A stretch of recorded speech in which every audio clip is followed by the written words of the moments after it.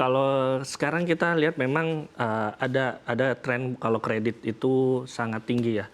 Ini karena memang, tren dari globalnya seperti itu, suku bunga Bank Indonesia juga trennya tinggi, dampaknya adalah NPF, perusahaan pembiayaan itu juga tinggi. NPF ini artinya mulai ada gagal kredit. Jadi, para individu yang, membeli kendaraan, mobil, baik itu motor maupun mobil dengan cicilan, ini sudah mulai ada macetnya. Nah, kita lihat trennya dari Januari 2023 itu dari 2,4 kali melejit sampai 2,77%. Artinya memang, secara grafis kita bisa lihat mulai banyak nih yang nggak bisa bayar cicilan kredit kendaraan. Ini bahaya nggak? Sangat bahaya. Artinya apa? Artinya dompet warga RI itu sudah mulai kempes, sudah mulai bolong, sudah mulai nggak kuat untuk bayar cicilan. Ketika sudah mulai tidak kuat bayar cicilan, kalau kita lihat dari proporsi pengeluaran, bisa jadi ada beberapa hal. Karena pertama, dari segi pemasukan yang mulai kurang tergerus karena adanya inflasi. Artinya ada biaya makan makin mahal, biaya transportasi makin mahal, biaya sewa rumah makin mahal, yang kemudian membuat mereka tidak bisa bayar cicilan. Nah, ini adalah alasannya kenapa NPF naik. Pertama, daya beli masyarakatnya menurun. Itu tadi karena harga pangan sekarang naiknya tinggi. Beras harganya mahal, gula harganya mahal, cabai harganya 100.000 per kilo. Nah, ini yang kemudian membuat bahwa daya beli masyarakat ini mulai tergerus. Kenapa? Karena uang pendapatan mungkin sekarang dari yang proporsi 40% untuk kebutuhan pokok, ini mungkin mulai jadi 60% atau 70%. Karena harganya naik tidak dibarengi dengan kenaikan pendapatan atau naik gajinya kurang dibandingkan dengan harga makanan yang makin naik.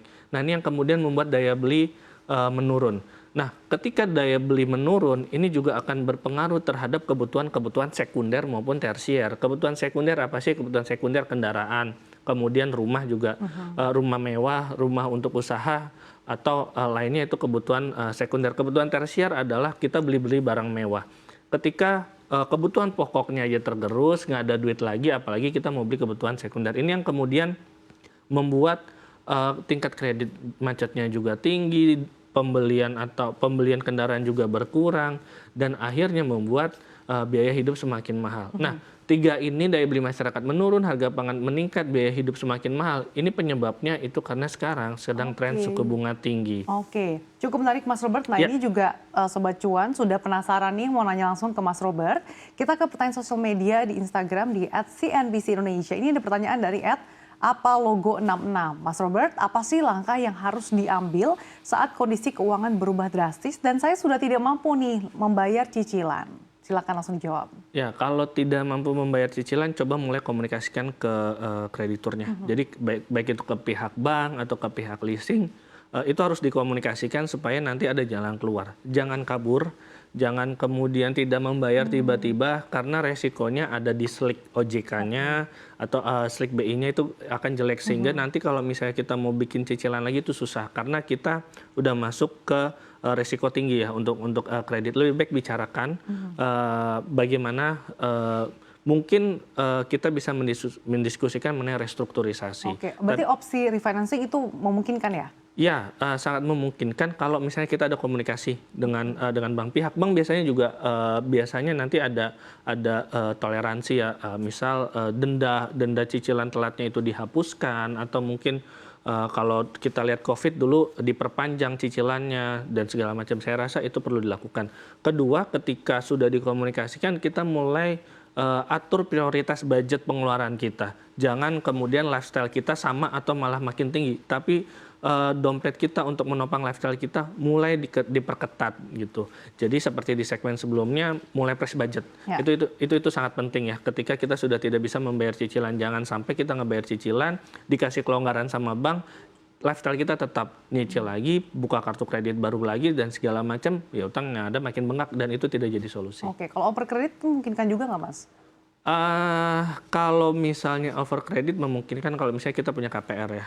Tapi kita harus siap juga ketika kita dari punya rumah, kita jual rumahnya secara overkredit, kita pindah tangankan, apakah kemudian kita siap untuk sewa kah, atau misalnya kita beli rumah baru lagi, tapi saya rasa opsinya pasti lebih ke sewa sih. Bagaimana ke depannya, jadi itu memang perlu direncanakan. Atau misalnya kartu kredit, ya kita coba cari pendapatan tambahan kita udah punya uangnya, kita lunasi tunggakan kartu kreditnya, kita tutup kartu kreditnya. Dan sampai gali lubang, tutup lubang gitu Iya, ya. itu bahaya dan banyak korbannya yang ada bukan lubangnya tertutup malah makin besar dan itu bikin kita keuangannya juga Nah, ambles tapi kalau juga. bayar cicilan terus tapi minjem lagi tuh mungkin kan nggak, atau benar-benar red flag dia nggak boleh dilakukan? Sebenarnya jangan ya. Kayak misalnya gini, kalau misalnya kita pinjol 10 juta, mungkin kita balikinnya 18 juta karena ada bunganya. Artinya kita harus pinjam 18 juta. Toh kalau misalnya kita pinjam di kartu kredit 18 juta, kita cicil 12 bulan, cicilannya juga sama-sama besar. Dan kartu kredit juga belum tentu kita bisa dapat itu kartu kredit dengan limit yang sebesar itu karena kita udah punya catatan hitam di pinjol. Jadi sebenarnya itu bukan solusi yang baik. Solusi yang baik adalah di masa sekarang yang paling ideal adalah kita sesuaikan lagi lifestyle kita mulai hidup berhemat dan kita mulai cari pendapatan lain di luar gaji kita sekarang. Oke, Mas Robert Boltong tadi dijelasin terkait dengan suku bunga acuan Bank Indonesia yang saat ini juga sudah tinggi dan sebenarnya ada harapan ya bahwa di akhir tahun ini akan dipangkas. Silakan Mas Robert. Ya, ini adalah grafik suku bunga acuan Bank Indonesia dan sekarang memang sudah cukup tinggi. Itu di angka 6,25%. Dan kalau kita lihat dibandingkan dari di sini sekitar tahun 2021, ini naiknya sudah drastis. Perlu diingat 2021 adalah ketika adanya COVID. Dan tadi seperti yang saya bilang di segmen sebelumnya, ada warisan dari COVID sebenarnya kondisi saat ini. Kenapa? Karena ketika COVID itu sudah mulai mereda, yang ada adalah inflasinya yang meroket. Ya. Ketika inflasi meroket, suku bunganya juga harus tinggi untuk meredakan inflasi. Sehingga sekarang suku bunganya di 6,25%. Artinya bisa jadi kalau misalnya kita kredit, mungkin bunganya itu di atas 6,25, bisa 7%, 8%, atau bahkan 12 atau 11%. Itu tentu saja sangat besar dibandingkan kalau misalnya suku bunganya ketika COVID ini diturunkan menjadi di 3%-an. Tentu saja ketika kita pinjam, kita kredit, suku bunganya tidak terlalu besar, artinya masih murah. Sedangkan sekarang mahal. Sehingga ini yang kemudian membuat para kelas menengah sekarang itu mulai kesulitan membayar cicilan kredit. Kemudian perbankan atau lembaga pembiayaan kalau kita lihat tren NPL atau tren NPF-nya juga sudah mulai meningkat. Ini karena salah satunya adalah karena memang tren suku bunga acuan Bank Indonesia tinggi, tapi di satu sisi tren daya beli masyarakat itu ikut turun. Nah, kalau kita lihat terkait dengan daya beli masyarakat saat ini kan sudah tergerus, belum lagi hal ini juga tercermin ya dari data BPS, kalau ternyata deflasi sudah terjadi selama 3 bulan beruntun. Nah, beberapa waktu lalu kan juga ada wacana ya Mas ya, kalau masyarakat ini akan wajib gitu mengenakan asuransi kendaraan bermotor dan juga rencana potongan tapera. Nah, ini gimana nih kondisinya Mas? Kalau sekarang juga kalau dilihat PMI manufaktur kita akhirnya negatif juga ya, jadi artinya secara ekonomi kita mulai harus ada alarm nih, harus waspada karena kayaknya kondisinya lagi tidak baik-baik aja. Dan kalau misalnya ada potongan tapera ya tentu saja sebenarnya memberatkan ya, karena walaupun cuma beberapa persen, tapi di keadaan yang sulit seperti ini tentu aja tidak ideal. Kalau misalnya keadaannya ekonominya bagus, daya belinya masyarakat mau dipotong 100.000 tapi kenaikan gajinya 10%, saya rasa nggak ada masalah. Tapi ini kenaikan gajinya cuma 5%, 4%, tapi dipotongnya juga 3%, 2%, ya itu jadi masalah sebenarnya. Kemudian juga kalau misalnya masalah asuransi, sebenarnya itu baik ya, maksudnya baik, mau tapera mau asuransi sebenarnya maksudnya baik. Namun saya rasa timingnya yang tidak tepat. Wacana itu dikeluarkan ketika kondisi sedang sulit. Untuk makan harga pangannya mahal, mau sewa rumah sewanya kontrakannya juga mahal, kita mau kredit cicilan juga mahal. Jadi kondisinya sulit. Saya rasa maksudnya baik dan mungkin bisa diterima kalau timingnya pas. Saya rasa diumumkan sekarang timingnya kurang pas saja. Jadi malah membuat masyarakat makin kelimpungan gitu ya. Psikologi masyarakat sekarang sedang bertahan, sedang modenya itu defensif ya, untuk mempertahankan hidupnya, mempertahankan lifestyle-nya, itu butuh effortnya lagi besar. Sehingga ketika diwacanakan akan ada pemotongan gaji, tentu saja masyarakat menjadi kurang suka ya. Baik, Mas Robert, ini masih ada pertanyaan yang cukup menarik dari Sobat Cuan yang ditanyakan juga melalui Instagram dari @budiamanda. Bagaimana cara efektif untuk membangun dan mengelola dana darurat ketika penghasilan saya saat ini terbatas dan banyak pengeluaran yang harus diprioritaskan? Nah, ini menarik nih Mas Robert, gimana nih? Ya, Mulai dilihat lagi ya prioritasnya, mungkin kebutuhan pokok dulu pertama, kemudian mulai utang, karena utang itu kan kewajiban juga harus menjadi prioritas kedua. Kemudian kalau misalnya sudah berkeluarga, tentu saja biaya-biaya rutin yang dikeluarkan itu juga harus jadi prioritas. Misal uang sekolah anak, itu juga harus rutin, harus mulai di pos-pos lagi.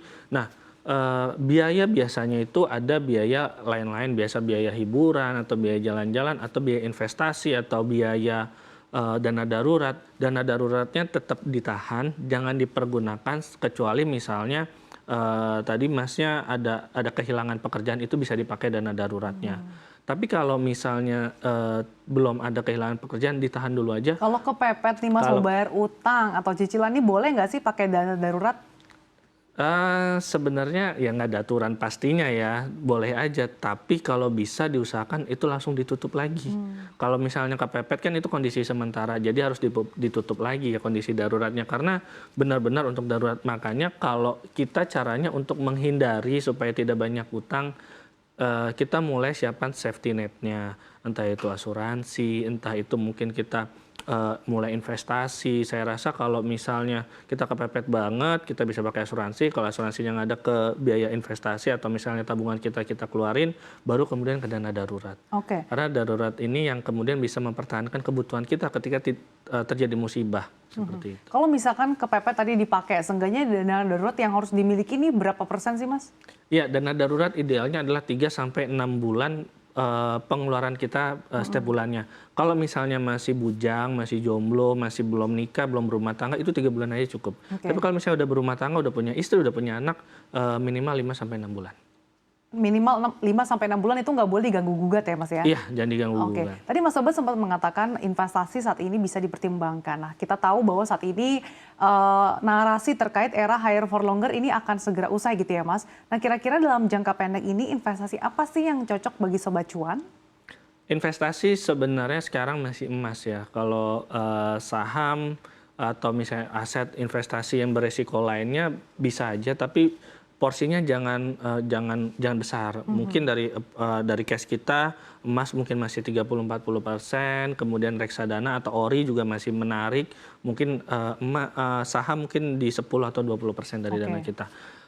Tapi itu balik lagi, tingkat resiko orang kan beda-beda. Kalau misalnya sudah lama di pasar saham, sudah terbiasa berkali-kali ikut krisis juga, saya rasa ini bisa menjadi salah satu peluang yang cukup baik untuk momentum buy on weakness ya? Iya, momentum buy on weakness-nya juga sebenarnya cukup baik, walaupun sekarang kayaknya ISG udah rada ketinggian sih. Tapi ini bisa jadi momentum baik kalau misalnya kita melihat 2 atau 3 tahun ke depan. Tapi kalau misalnya masih pemula, saya rasa investasinya juga harus ngikutin resikonya. Mungkin bisa ke reksadana dulu atau obligasi retail misalnya, itu bunganya lumayan 5-6%. Setidaknya dia mengalahkan inflasi. Kemudian juga bisa ke emas. Emas digital sekarang bisa start 5.000 atau 10.000 untuk nabung emas, tapi itu aman dan itu memang untuk jangka panjang. Kemudian bisa juga deposito, karena sekarang 6,25% suku bunga BI, pasti suku bunga depositonya juga bisa jadi lebih besar. Oke, kalau untuk reksadana, kira-kira reksadana apa nih yang bisa dipertimbangkan oleh Sobat Cuan? Sekarang mungkin masih reksadana pendapatan tetap atau pasar uang ya. Tapi kalau misalnya mau naikin resikonya, di-upgrade lagi ke campuran, mungkin bisa antara obligasi dan saham juga bisa. Kemudian juga kalau misalnya mau cicil di investasi reksadana saham, itu juga boleh, tapi balik lagi proporsinya jangan terlalu besar dulu karena ketidakpastiannya masih banyak. Kita baru pasar ini baru gembira ya karena ada kemarin komentar The Fed akan menurunkan suku bunga September, muncul lagi ketidakpastian perang Arab. Artinya pasar ini masih gonjang-ganjing, masih belum stabil. Jadi mulai mungkin masih bisa sifatnya kita menghindarilah pasar yang lebih beresiko. Apalagi saat ini kita masih di era transisi kepemimpinan juga ya Mas Robert ya? Iya.